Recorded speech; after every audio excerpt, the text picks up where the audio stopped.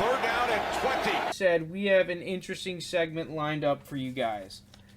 So me and Steed, we came up with something. We decided that we're going to do a little interesting series before the draft. We'll do a couple of teams. So if you want your team, comment down below and we'll do your team. But since this is basically a Raiders podcast, we're going to start off with the Raiders. We're going to be doing a mock off-season for the Raiders. We wanted to do a mock draft of just a specific team going the entire length of the draft. But we decided, hey, screw it, let's just do the entire off-season. So let me just change the topic real quick. So, Steed, you want to real quick kind of get into what the overall needs for this Raiders team are? Well, yeah. So, when we were looking at the Raiders team earlier, we got to get, we want to fill holes on the defensive line and in the secondary, especially at corner. We all know that defense was a huge problem for the Raiders last year and really held them back to being a wild card team last year. And we want to see the Raiders get in the playoffs and win the Super Bowl so we can get in the Hooters. So first thing we did is we got to create cap space. So we cut players like Marcus Mariota. Who else we cut? Yeah, I'll get into that real quick. I'm just trying to see if we can. I'm trying to get it on the screen real quick. But yeah, we started off coming in about $18.5 million over the cap. And Steed's right. We got into the first phase, and that is cutting players. Let me see. Can I share this? Yeah, here we go. This is going to ruin the view real quick. Bang time. There we go. So, yeah, let's get into it. So, as you can see on the screen, there were a couple, pretty standard cuts. That includes Tyrell Williams and his $11.6 million cap hit. We saved $10.6 million by cutting him. That's just a no-brainer right there. We also cut LaMarcus Joyner. Safety is a desperate need. We ended up saving $8.7 million from cutting him.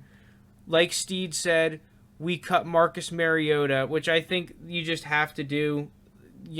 Marcus Mariota is one of the highest paid backups in the league, I believe. And the Raiders, with their cap situation, without the cap increasing, do not have that luxury of having one of the highest paid backup quarterbacks. We cut him, save a nice $11.35 million. We also cut guard Gabe Jackson. So this was an interesting discussion that we had. We kind of came in here and we kind of thought that the offensive line was already solved from an outsider's perspective. We were fans of the Raiders. We had the Super Bowl bet, but we had never really looked heavily into their cap situation. But what we had noticed is that while the offensive line does have a lot of talent, this is an old group with a lot of annoying contracts on the books. Just a whole lot of money tied up to a bunch of older offensive linemen. So we kind of came down to it. We felt like we had to cut one of Gabe Jackson or Richie Incognito. And we ended up deciding to cut Gabe Jackson. And at first I wanted to cut Richie Incognito because of his health issues and all that. But while it is more risky, Richie Incognito, when he plays, is an elite level guard. This is a guy that he may be old, he may be injury prone, but man, when he's on the field, he is an absolute mauler. He is a beast. And Gabe Jackson, while he may be a little more consistent, he's got a higher cap number. We can save $9.6 million, and he's just not as good when on the field. So we decided to take a little bit of a risk. We cut Gabe Jackson. We saved $9.6 million.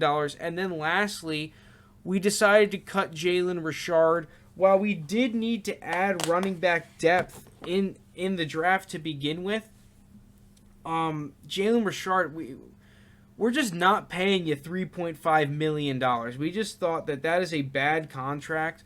We would rather pick up a running back in the back end of the draft and add maybe one or two and with back end free agency pickup or UDFA. So we decided to cut him.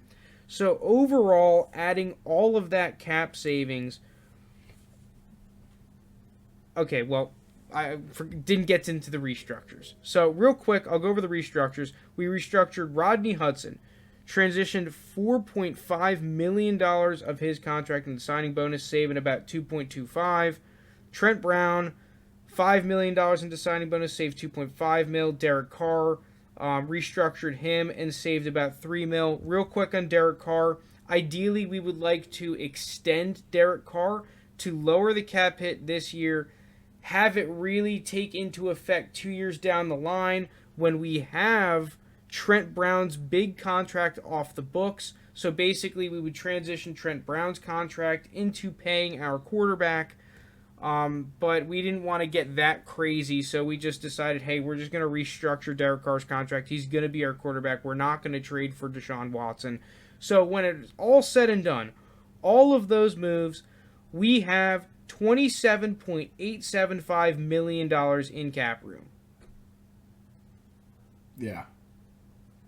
Wish we could have had more. But when you're $18.5 million down in cap, there's really just not a ton you can do. Maybe we should have cut Trent Brown. I'm not giving up on Trent Brown. I know he did not have the greatest season last year, but I think he's just too talented to let go to another team and then have succeed. So I'll give him another shot. That transitioning some money into signing bonus, because the cap did not increase this year and will increase more next year, I almost felt like having that 2.5 mil dead cap for cutting him next year was negligible for how much the cap will increase. We get to save 2.5 this year, which I felt was more important. So now let's get into the free agency moves we made. So we have about 28 mil in cap. That is also including, that 28 mil is including $7.2 million for draft picks and undrafted free agents, by the way.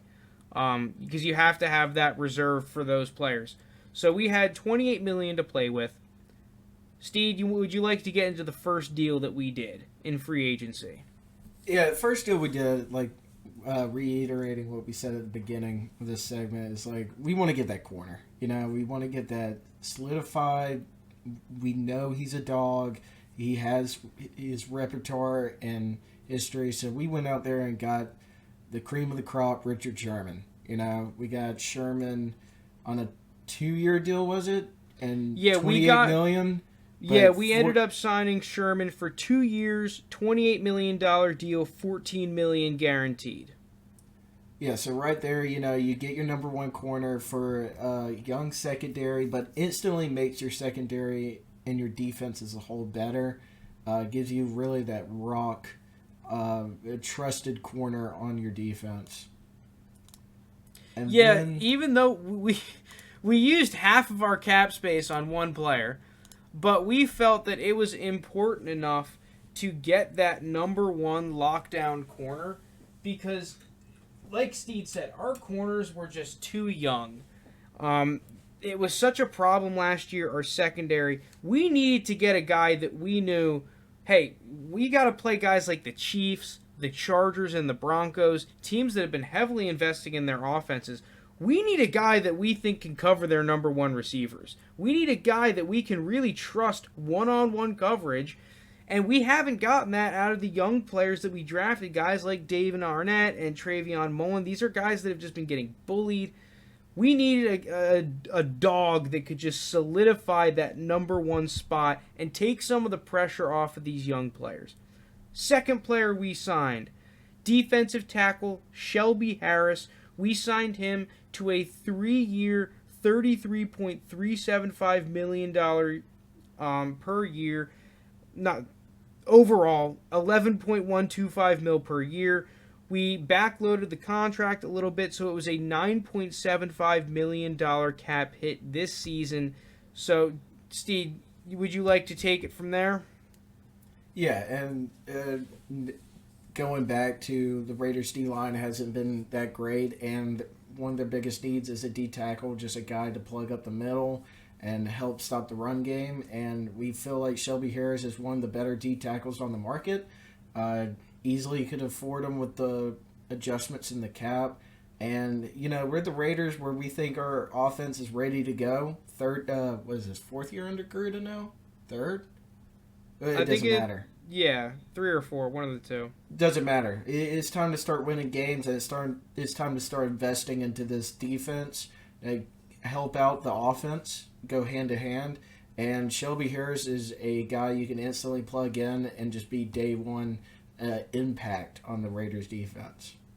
Yeah, so Shelby Harris basically concluded the majority of our free agency. We decided, hey, we needed too many big, like, impactful players on our defense side of the football to pick up all in the draft.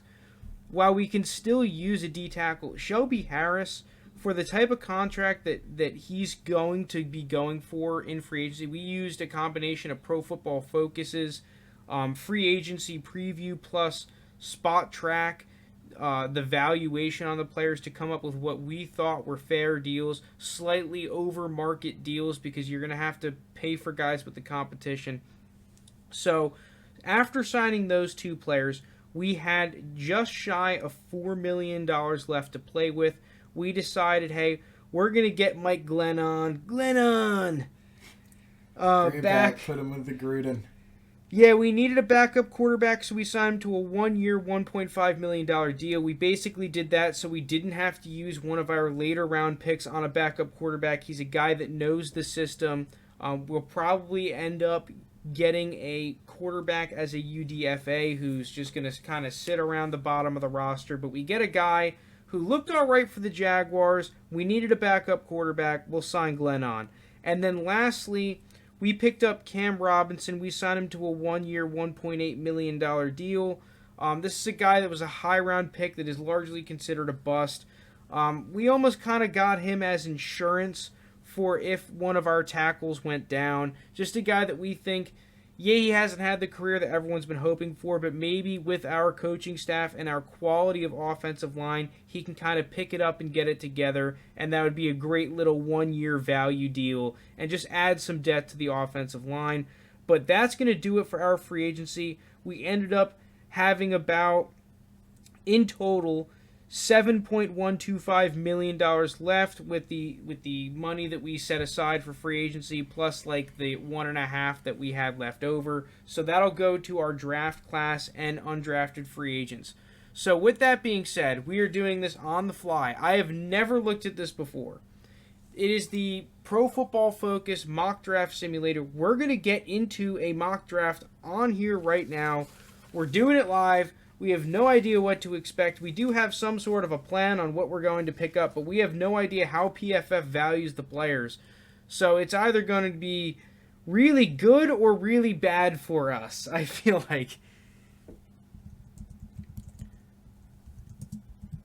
So, Steve, you wanna kind of get into like some of the guys that you want to target in this draft? Yeah, so like first round, we're hoping to get one of these elite pass rushers fall to us at 17. Maybe a guy like Jalen Phillips. We might even plug up the line or the interior line with maybe a Christian Barmore. But we still need a guard and a safety, and we're going to try to target that in the second or third round. Maybe pick up a receiver late. And, got to see how the draft falls to us. I mean, it is a simulator. Picks are going to be flying. But I feel like if we get one of these cream of the crops D-end in the first round, we are going to be kind of bullying on the D-line. We're trying to make this defense, reshape it through the free agency and the draft, and make this like a legit contender next year. Okay, here we go.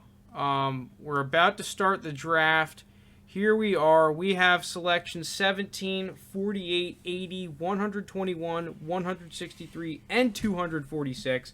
Kind of like Steed said, the main targets for us is that we need an edge rusher. We didn't sign an edge rusher in free agency. We need a guy that can rush the passer aside from Max Crosby. Other than that, we need a guard. We cut Gabe Jackson. We need a guy that can step up and be someone that can play on our offensive line. And then lastly, we need a safety. We need a safety who can start. We still have Heath and Abram. Yeah, and Jonathan Abram, who are decent safeties, but we need help in that secondary, especially against the pass. So we're hoping to pick up some good players. We're going to try and add a running back and a receiver later in the draft, like he said. But let's get into it. Let's see what happens. Okay. What the? Well, the Trevor Falcons got Lawrence Trevor went Lawrence. to 4th.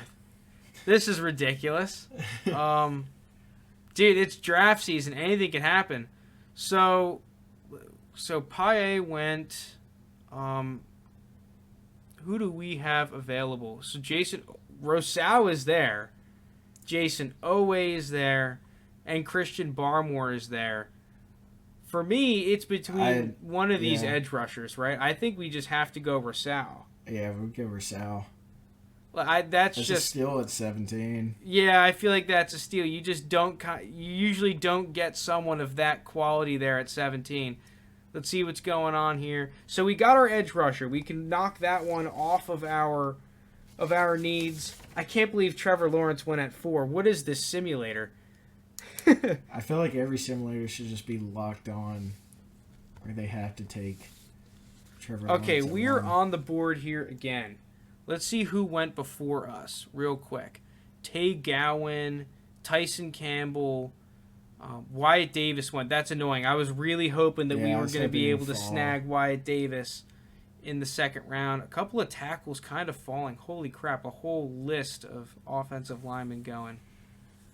Damn, Ardaris Washington. He was the other second round selection I wanted to have. He goes at the end of the first. This is getting interesting here, Mr. Steed. So here, I'm feeling we need, once again, we're going defense. Let's see who's on the board. Let's see what safeties we can get.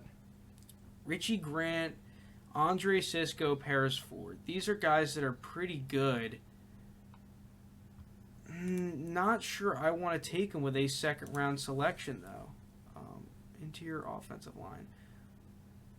There is Creed Humphrey, who we can move to guard. There's Ben Cleveland, who I think is a guy that the NFL is going to value a lot more than this mock draft simulator is at 90.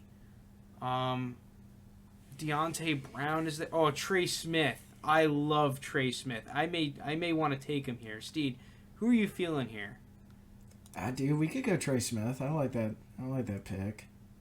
Let's see who else is just top of the board.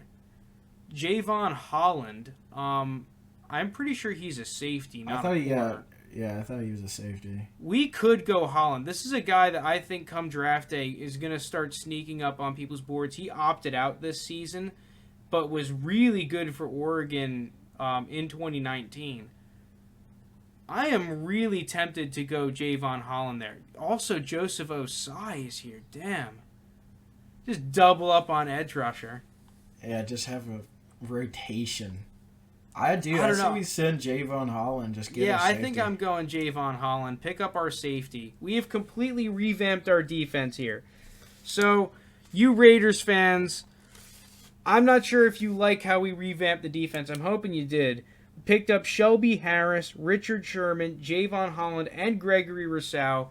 Hopefully that group is not one of like the historically worst defenses in the past 10 or 15 years.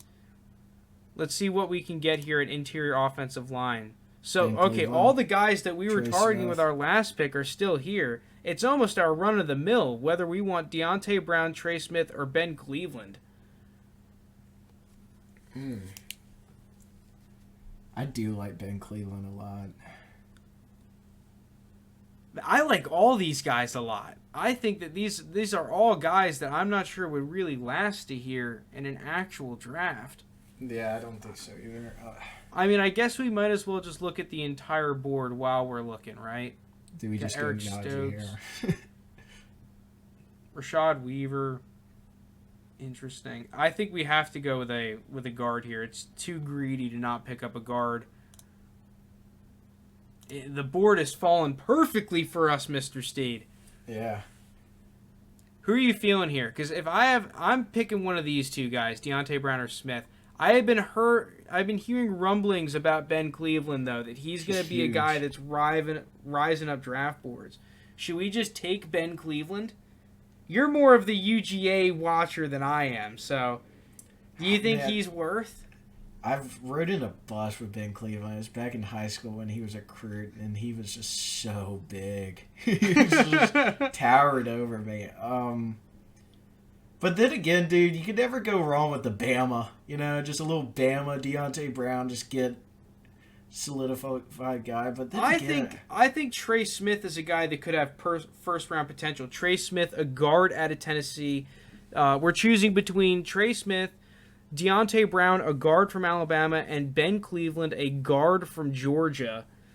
Board has fallen perfectly for us here. Steed, I'll let you make this one. If you want to agree with me, I would take Trey Smith.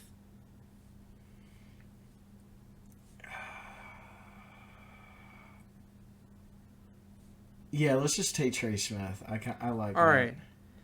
We're going Trey Smith. A little against consensus there. So this draft has actually gone really well for us. The football team picked up Najee Harris. Dude, this draft is wild. Dang, LeCount went. I was looking to try and pick him up. If I was able to get T-Law at 4, I'd go ecstatic. So now we kind of can just go best player available.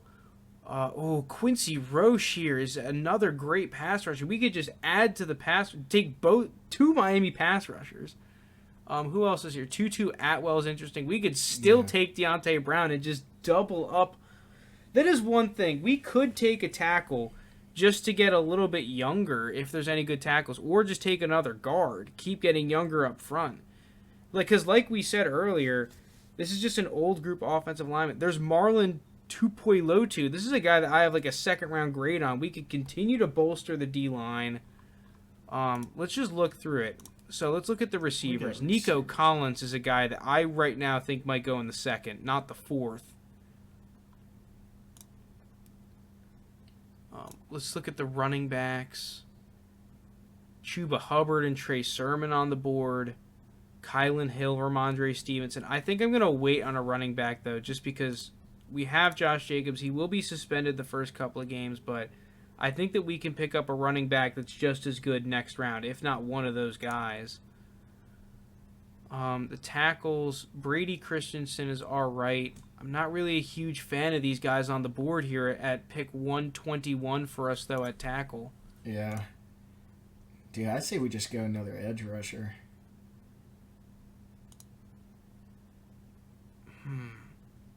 Yeah, I think for me it's almost do we want Marlon Tupuilotu, a defensive tackle from USC, or do we want to take Quincy Roche, a guy that I think could easily... Oh, Patrick Jones is great too.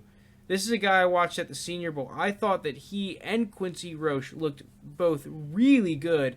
I don't think that both of these guys are going to be on the board in round 4 in an actual draft. But yeah, I agree with you. I think that we just need to go edge rusher. Just go best player available. I think these two guys are really fantastic players to pick up. Yeah, dude, I say go Quincy Roche. Just take 2 Miami pass rushers. I mean, yeah, let's just get Miami's both just of them. loaded with pass rushers this year. All right, so we have 2 picks remaining. We doubled up on edge rusher. Patrick Jones goes. So yeah, we're going to need to probably pick up a running back and a receiver here with these last 2 picks. We wanted to re-sign Nelson Aguilar in the offseason. It's just his valuation was a little bit too high. According to Spot Track, we needed to pay him about $10 million per. That's what the market rate was going on him. We just didn't. We felt like we had too many holes on the defense to really to pay him that much. I was not comfortable. I think. Let's see. Daz Newsome and Shai Smith, Tamarion Terry. Yeah. These are some great receivers on the board. Let's just look at the running backs too. Kylan Hill and Ramondre on the board as well. Oh, Ramondre Stevenson. So here's the one thing I have against someone like Shai Smith or someone like a Dwayne Eskridge is that we just drafted our burner last season, right? We drafted our burner in that kid from Bama. What's his name? I'm blanking on his name. Ruggs. Yeah, Henry Ruggs. So I kind of want to get more of a true X. I think that could be Tamarion Terry out of Florida State. This is a guy that had a really wacky year this year, but I really liked what I saw out of him last year. Daz Newsome, kind of a playmaker. I like Tamarion Terry here. Any good guys later in the draft? Marquez Stevenson, he's another burner. I do like Grimes and Darby from what I saw out of them. But I think, Josh Immature, baby. Oh, Your dude. guy. Yeah, just athletic freak. I think I like Tamarion Terry. Unless you want to take one of these other receivers, we can just go all speed and take Shy Smith out of South Carolina. We could. That's tempting just to get a home guy. But you're right. Yeah, we need the big guy to come down with the catch, you know? Yeah, I want to replace what Nelson Aguilar brought to our offense. Kind of that, if he's one-on-one, he can go deep and win that 50-50 ball. I think the best guy for that would be Tamarion Terry out of Florida State. So I'm going to go there and pick him. We pick up our receiver that we needed. This last pick, we're probably going to force a running back. I'm hoping that there's going to be a decent running back on the board. I have scouted a lot of running backs at this point in the process, so I'm hoping that we can get someone good. CJ Verdell just got picked. I'm pretty sure he's not in the draft this year. The Falcons picked him up here at pick 183. I'm pretty sure he is still in. I saw Richard LeCount too, and I'm pretty sure Richard LeCount is going back to Georgia. Oh, is he? I'm pretty sure. Yeah, PFF has got to get their shit together. Here we go. Damn, DeMonte Coxey all the way down here. He was a guy that was getting a lot of hype. So here we go. Let's see what running backs we got. Not a ton left. There's Jermar Jefferson. I know a lot of people like him. I'm not super high on him. There's Chris Evans, who I got to see a little bit at the Senior Bowl. Wasn't incredibly crazy on him. Rakeem Boyd, I've heard of him. I haven't watched him yet. You gotta pick here. I think I just go Jermar Jefferson for the upside. Yeah, just give me Jamar. And then that is going to conclude our draft. So I guess we can go over the full rebuild of the Las Vegas Raiders now. So all in all, just to recap, they gave us a cut B+. Tyrell Williams. Yeah, that's bullshit. I gave us an A+. I thought we nailed this draft. They gave us a B for Gregory Rousseau at 17. They must not like him. I thought that was a great pick. I'm not sure he's going to be on the board there. I felt like Javon Holland. That should be an A. I think that's a good pick. But yeah, here's our draft. So all in all, we cut Tyrell Williams, LaMarcus Joyner, Marcus Mariota, Gabe Jackson, and Jalen Richard. We restructured a couple of contracts. We add Richard Sherman, Shelby Harris, Mike Glennon in free agency alongside of Cam Robinson. And then here's our draft class. We pick up Gregory Rousseau, edge rusher out of Miami. Then we pick up safety Javon Holland out of Oregon.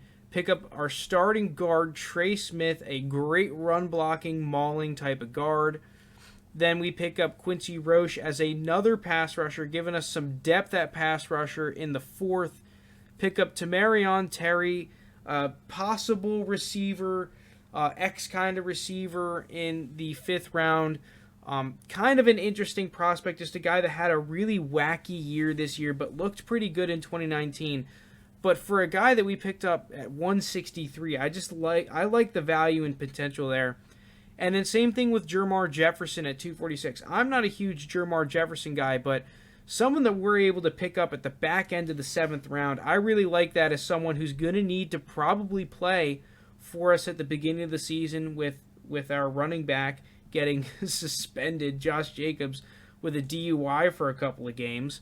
Yeah.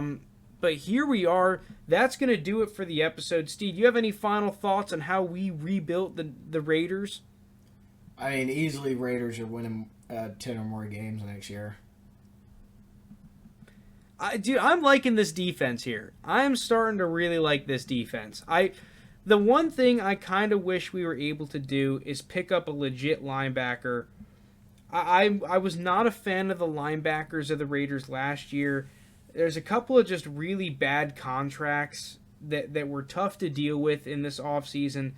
I'm excited to see what the Raiders do in the actual offseason. I think that we're going to throw another little Hooters bet on them. Definitely So gonna have to. yeah, let's go Raiders.